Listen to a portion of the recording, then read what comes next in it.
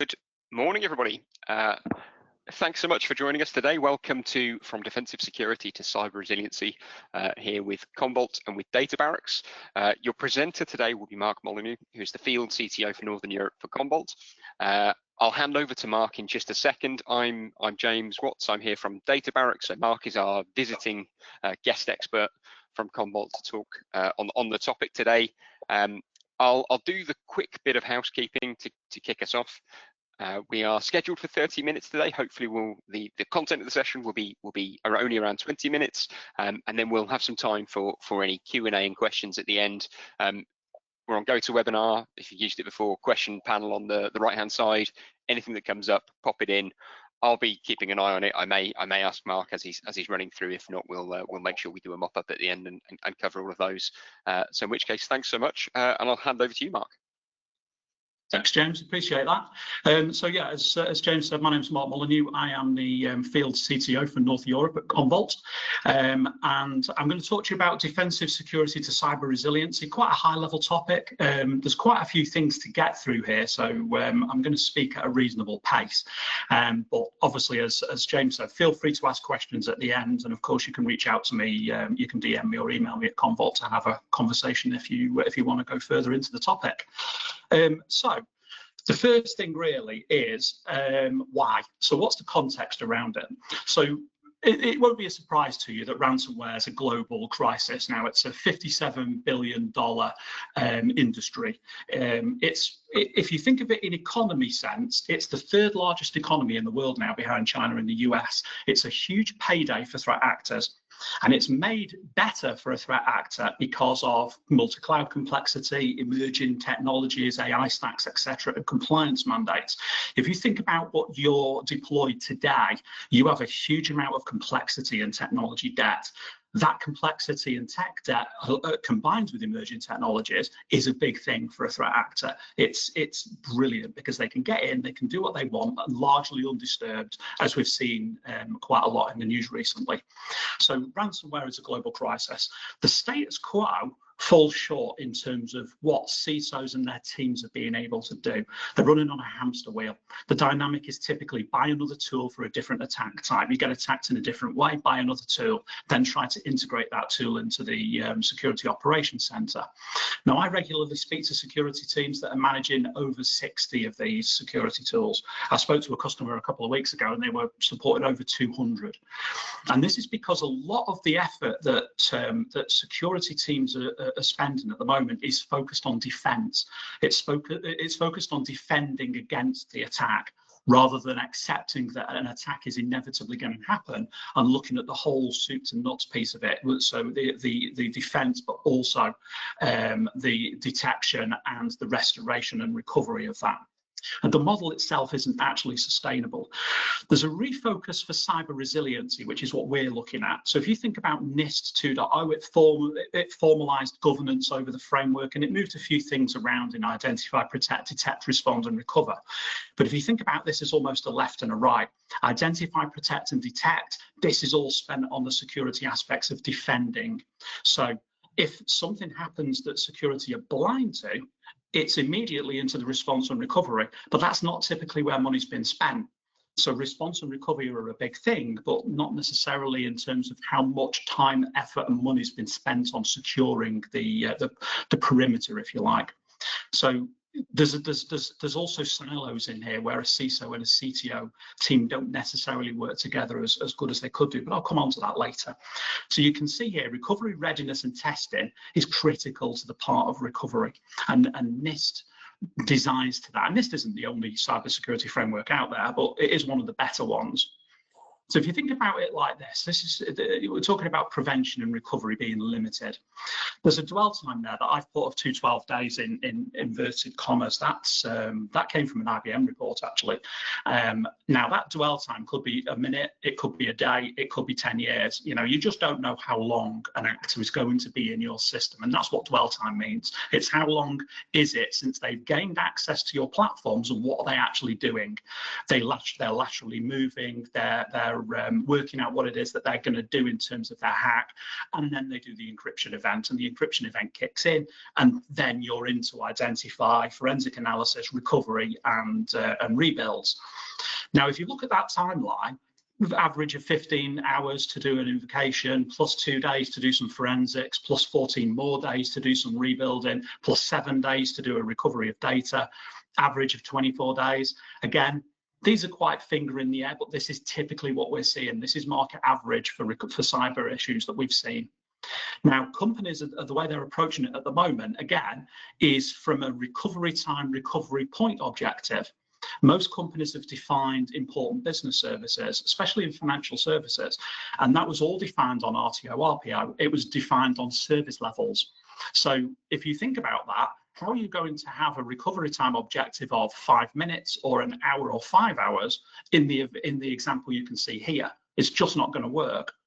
And that's part of the challenge that we've had, is educating the C-level of organizations that they need to move their mantra. They need to move to a cyber resiliency posture rather than a disaster recovery posture. Most companies, as I say, are blind to the unknown. So these attackers, being persistent, they have as much of this timeline as they like. And of course, if you're not properly recovering, you're just reinfecting yourself and extending that timeline even further.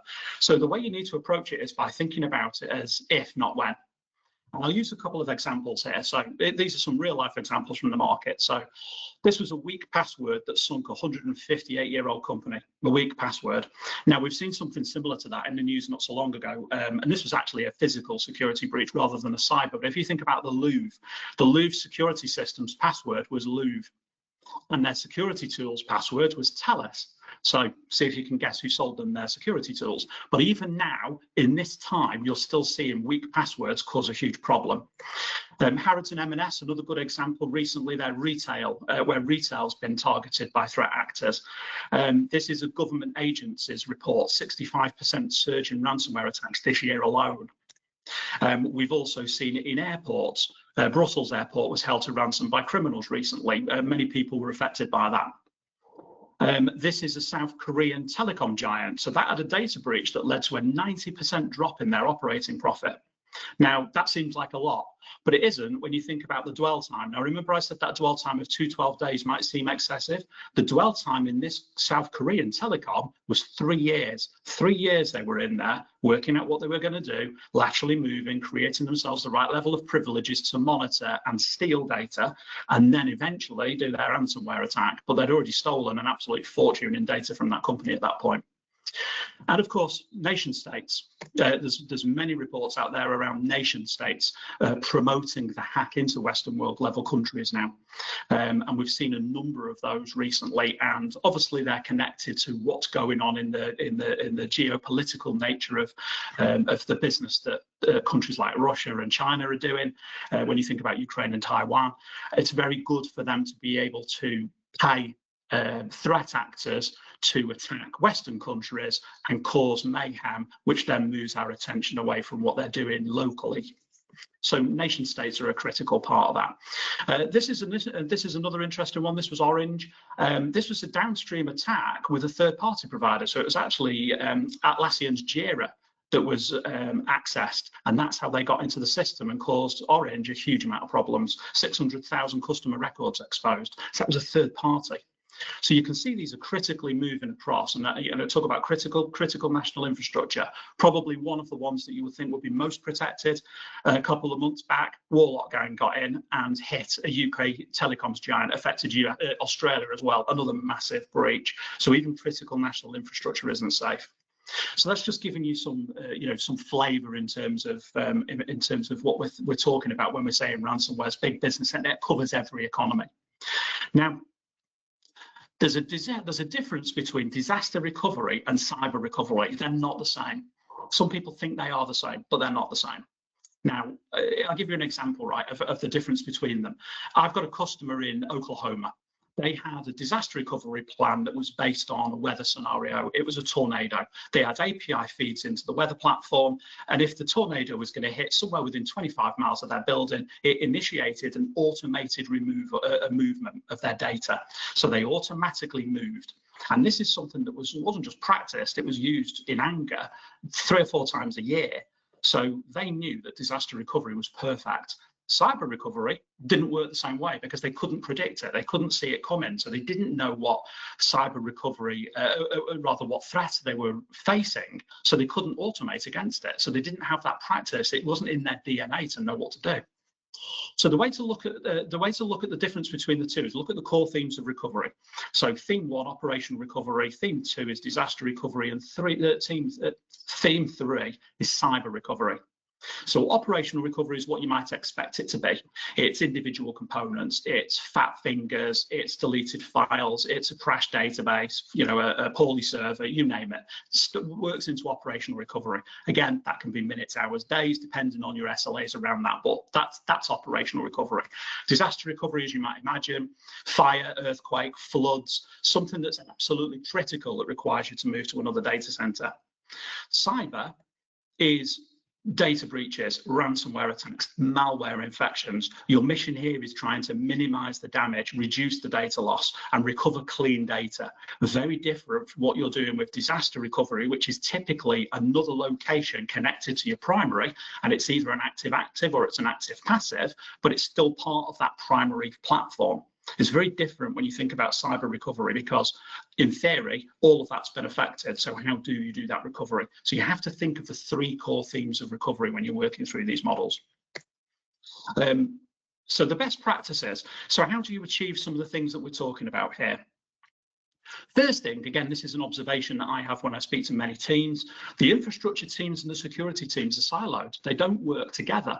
You'll typically have a very strong infrastructure team, you know, with many, many years of experience, and likewise a security team with many, many years of experience, but extremely focused on what it is they do for a living. Security very much focused on defending, very much focused on keeping bad actors out and making sure that the infrastructure team's platforms are secure, making sure they're patched up to date, making sure everything that comes out from a security perspective is applied to those platforms, and the infrastructure team obviously doing those jobs. But the two of them don't really communicate that much. They don't work together effectively. So there's information that's available within infrastructure platforms that can be passed to security teams and vice versa to aid both. And it's gold dust for a threat actor because they can exploit that gap, knowing that that's the case. The next thing, I mentioned it earlier, important business services. It's surprising how many people don't actually do this, even though they've created RTO and RPOs. Important business services categorize your applications and workloads, your services to your business. Where are they in the run order of things? What's tier 1, what's tier 2, what's tier 3, or resiliency category 1, 2, or 3, if you want to call it that. This is important for disaster recovery. It's important to determine what your business is going to be recovered at in the run order that's recovered at, how they're safe and secure within their data protection platforms, etc. So defining important business services is critical. Most companies don't seem to do this either. It's also a key part of financial services. UK operational resiliency is PS 21.3. It's building operational resilience. That came in 2020, and DORA expanded on that further. IBS is a key part of that. So financial services have been doing this for a long time. If you define your IBSs, you define your minimum viable company very quickly after that. So of those IBSs, what is the absolute minimum? So if this is a description of minimum viable company, your minimum viable company, the best way to think about it is it's the last resort to save your company. What you need is an absolute minimum to run your business. There's a difference between staying in the game and going bust. So MVC is a critical thing to define. You need that for cyber resiliency, because if you do have an all-encompassing hack, which many companies have seen now in the news, how do you recover from that if you don't even have a minimum viability? The next thing, implement data protection and resiliency best practice. So the best practice that you typically see in the market is a 3-2-1 strategy. So it's 3 copies of the data in 2 separate locations or 2 different media types, and one of those copies held offsite. That's what you typically see on a day-to-day. Sometimes you'll see a few little nuances in there. If a company's particularly on the ball, they'll take into account their relevant record strategy, and they'll have immutability built in, they'll have indelibility built into positions 2 and 3. But that is operational resiliency and disaster recovery. That's the day job. That's what everyone's been doing for years, and that's what we do to keep our company's lights on in the event of an operational recovery or a disaster recovery. Cyber resiliency adds an additional one to that. So you need a copy held offline. So this is also immutable and indelible, but it's in an air-gapped vault. Your minimum viable company copy also gets secured in that pattern. Now that is cyber resilience. So you're adding a 1 onto your 3-2-1 strategy straight away to build in cyber resiliency. And since there's a gap at the end, there's obviously going to be another one, and that's a 0. 0 errors. How many of you actually test your backups to make sure they work? And I don't mean test them in terms of doing a disaster recovery and tick a box and say, yeah, that works once a year. I mean, are you testing it every month to make sure that the data is valid? Are you testing it to make sure that there's no threat actors in the platform? Because backup is a target. It's a major target for a threat actor, because if they can encrypt your backups or if they can delete your backups, you can't recover and you're more likely to pay a ransom. So backups is a hard target. So testing for errors is critical. And once again, I've mentioned it there, it's built into UK OpRes, it's built into DORA, and it's probably going to be built into the UK Cyber Resiliency bill as well around testing. This is resiliency testing. So you're building a whole encompassing data protection and resiliency platform. Next point, you can't improve what you can't measure. So we need to change what we measure. We've already talked about recovery time and recovery point objectives. So this is a concept that Commvault have created, mean time to clean recovery. So if you think about it, again, we talked about this timeline before. There's your encryption event. There's your mean time to clean recovery. So as I mentioned before, if you're thinking about your RTOs and your RPOs today, they're sitting at the very, very beginning of this. They're all around 5 minutes, 5 hours, 5 days. None of them are 24 days or longer, as we've seen with quite a few examples recently, especially in the retail and manufacturing space. Mean time to clean recovery is that part. When you're cleaning your data, how long is it going to take you to recover it? Can you bring that timeline back in? How quickly can you get those incident processes going? How can you do that forensics quicker? And this all comes from testing and improving your posture and being able to continuously improve. Mean time to clean recovery is definitely a takeaway. Now, clean room and isolated recovery environment. A lot of people are talking about clean rooms at the moment. They can be. We know that testing can be expensive and complex. You can't do cyber recovery testing in a disaster recovery environment, because the minute you infect it, it's ruined and you've spent a fortune on it. And you can't go out and just buy another one because they cost a fortune. So how do you do it? Plus, the delta between the plans and your readiness is huge. So your plans today, probably disaster recovery, but the readiness plans for cyber, there's a huge gap there. And most organizations don't have that. And tool sprawl makes it really challenging to do that. And you're relying on disaster recovery plan checklists or simulations that you've been done over the years. And this is where where a threat actor thrives. So clean room recovery is critical. You can use clean room recovery to elevate your readiness. You can use it for frequent cyber recovery testing, because you can test it over and over again. Commvault have invented a capability where you can do clean room in the cloud. So you can spin it up, test it, spin it back down again. So it doesn't cost you a lot of money. You can also do it on premise. You can do an on-premise recovery environment as well. But obviously that does cost you a little bit more money. So cloud is a bit cleaner. The clean room also enables you to do better forensic analysis. You can actually pre-play out events in there, things that have either happened to you or have happened to somebody else. Good example of this, we had a customer that got hit, took them 6 days to recover. By the time they'd recovered, this was in America, a US agency got involved and wanted to wait for them to go back live again, because they needed access to the data to do more forensic analysis so they could chase down the threat actors to prosecute. So they held that customer back another week because they didn't have access to the data. If you had a clean room, you could just spin the data up in there and off they pop and do their business. And obviously there's no easy button for this, but you could in theory use it for production failover, especially if you're using a cloud-based setup. Next thing, anomaly and threat detection. And I'm aware I'm rushing through this. Obviously there's a lot to take in here. There's a few things I've mentioned already: clean recovery, reduction of downtime, improved forensics. One thing I haven't mentioned is data tampering. So anomaly and threat detection is looking for threats. It's looking for things that have happened before. So if you're looking for indicators of compromise, you're also looking for anomalies. That's a key thing to be looking for, is anomaly detection. What do you know has changed since yesterday? What file types and sizes have changed? Have access patterns changed? Is there a malware signature in there that wasn't there yesterday? Where's your sensitive data and is it protected?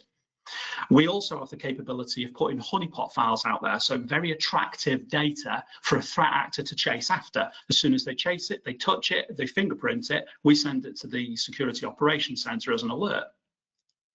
So, just in summary, the threat landscape's fundamentally changed. Recent attacks have shown that current approaches are completely ineffective. Science is teaching us lessons about what actually matters, but the key thing really here is the need to focus on risk, readiness and recovery. Resiliency is absolutely key. Now, Commvault can help you make progress quickly on these, which is obviously the reason why I'm here, why Databarracks have hosted me today to talk to you. So there's the strapline. Commvault Cloud unifies resiliency across all your data, all your clouds, all the time. It's not just a buzzword. We do that. We have been in the business for a very long time. We do cover a massive amount of workloads across on-premise, hybrid, and multi-cloud. We've got the scale, the speed, the simplicity, and we're cloud first where we're required to be. There's a brief look across the platform. This is just to give you an idea, because I want to say that everything I've told you about today, Commvault provides.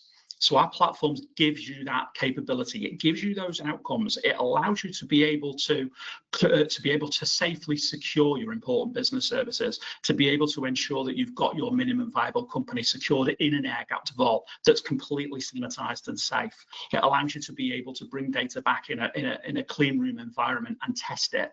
It enables you to do synthetic recovery, so we can actually take only the clean elements of the data out of an infected application and then clean the dirty elements or replace it with a backup. So what you're getting across this platform is data protection and security, cyber resiliency, identity protection, and governance across the piece. Now, like I said, that's a bit of a whistle-stop tour of Commvault. It's some best practices from me. I've been in the industry for 35 years. I've been in data protection for 20.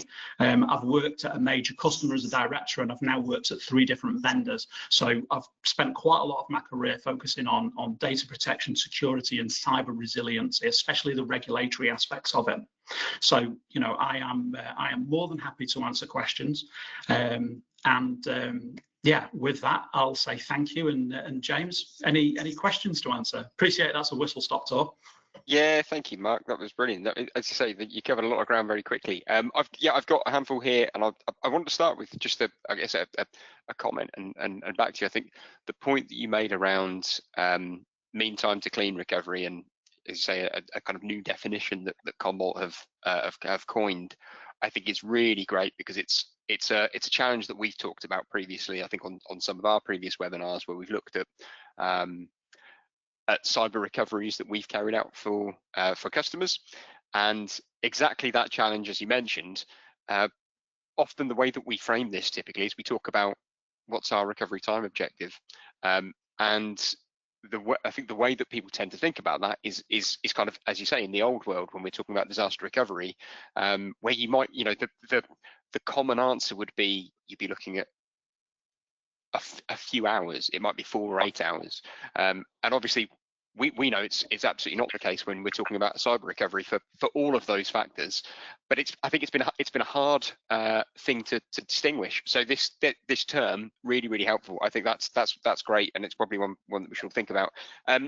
Also, before I jump to the other questions, I wanted to throw a couple of my own to you, which were so we were over at Commvault's kind of annual Shift event only, I think, probably 2 weeks ago in New York, and Commvault obviously talked about a lot of new features, new releases that were coming, and there were a couple that were really interesting that tie exactly into exactly what you're talking about with cyber recovery. Would you be able to talk a little bit about synthetic recovery? Because to me, that was one of the things that was a really interesting new development that really helps answer this problem. Yeah, absolutely. Yeah. So synthetic recovery is the ability to be able to take elements of data from within data. So typically when you're doing a restore, you're restoring the whole thing. And if you're doing clean recovery, you need to restore the entire, let's say it's an application, you're restoring the entire application into the clean room and then cleaning it. Now, what we're advocating is we already know what's dirty in that data, because we're doing scanning, we're doing anomaly detection, etc. So we've already got a pretty good idea of what's wrong with that data. So we've invented the capability to be able to take just elements of that data back. Now, not only can we do it with data, we can also do it with Active Directory and Enter ID as well. So we can spot where a change has been made within AD. For example, an elevated privilege. So an example of a lateral movement from a threat actor, and we can actually not just synthetically recover that part. We can back it off. So we can make material changes within AD to be able to make that safe, but on the data aspect of it, just take out the nuances. So if you think about this timeline here, this is part of where we focused on, knowing that those averages are 14 plus days, 7 plus days, we're focusing on bringing that right down. So how can we make forensic analysis much quicker? How can we do synthetic recovery to recover only the elements that are clean and not the dirty elements? Therefore, we're cleaning a lot less. Therefore, the timeline comes down. And that also applies to clean data. If you know the application's clean from a cleaning, you can recover it instantly. Yeah, that's brilliant. I mean, that was the thing that was really exciting to me, because I think we've when we've done these recoveries for customers, the bit that we can do pretty quickly is that the rebuild of the infrastructure. As you mentioned with Clean Room and with Jumpstart and the tools that we have, we can shrink that part down. But the challenge we've hit for a number of customers is, as you say, it's how quickly can you get to the clean data, and sometimes that means carrying out multiple recoveries, doing forensics. That's the bit that really pushes that time significantly up. So the ability to kind of piece together the clean data across multiple versions and copies historically, amazing, because that's fantastic. It speeds up the recovery, reduces the data loss. It's the two factors that we're always really pushing for in this situation. So yeah, that was fantastic. You can see there from clean recovery, it starts halfway through forensic analysis, because obviously the bits to the left are a business process that need to change on the customer side. Everything that we can influence as technologists is on the right-hand side. So actually that ties in nicely. So the first question I've got is, you've talked about left and right, and you've got a slide, perhaps a couple earlier, on the NIST framework. And the question is, how do you balance the spend between left and right? Which I think is such a great question, because it's, if you are, I mean, you mentioned obviously sometimes there is conflict across a wider IT organization where you've got a cyber team and you've got an operations team.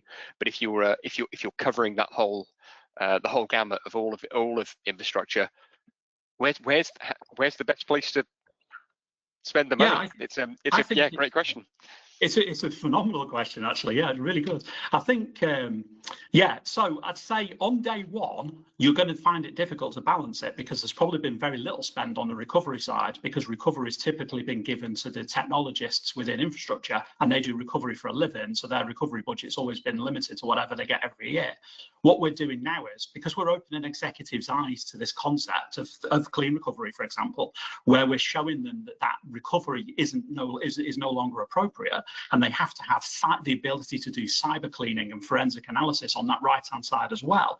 I think on day one, the first thing you should do is probably a cyber resiliency analysis. So bring in a company like Commvault or like Databarracks. We can actually do an assessment to see what your status quo is on identify, protect, detect, respond, recover, and govern, and see where your positions are. We can give you a report on that, and that will actually show you where you then need to spend the money. But I would say probably in the first year or two, you're going to spend more on the right side than the left, and then it'll naturally come into balance. Because what you don't want to do is stop spending on the defense. The perimeter is still important. You still, the reason why banks aren't big in the news at the moment is because they spent an absolute fortune on perimeter safety, but it's still a matter of when, not if. So it's a great question in terms of the balance, but I would say you probably spend more on the right than you will on the left in your early adoption. Yeah, thank you. It's good. I'd appreciate it. It's not. There's no right answer to that, is there? But I think probably as you framed it in terms of timing is perhaps the best way to look at it. We are coming up to time now, so for the questions that we have that we've not managed to get through, well, I promise we always make sure to go back to individuals and we'll get Mark to do an answer, and we'll come back to you directly. But that just leaves me to say thank you so much to Mark for joining us. I think this will be our last for the year, and we'll look forward to hosting you again on a webinar again in the new year. My pleasure. Thanks, Mark.